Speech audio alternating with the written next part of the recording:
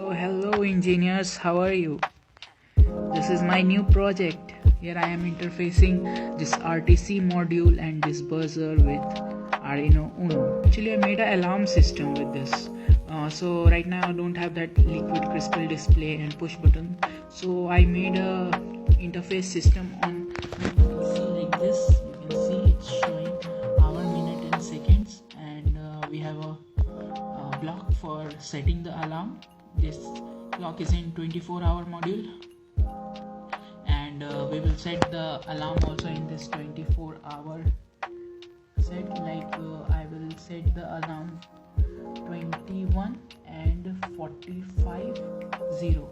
So I set for okay, I will set this, and this alarm I'm setting this alarm for 9:45 p.m. So our alarm is set for 9:45 p.m. Now we have to wait for 30 seconds, and after 30 seconds this buzzer will be on. So let's see.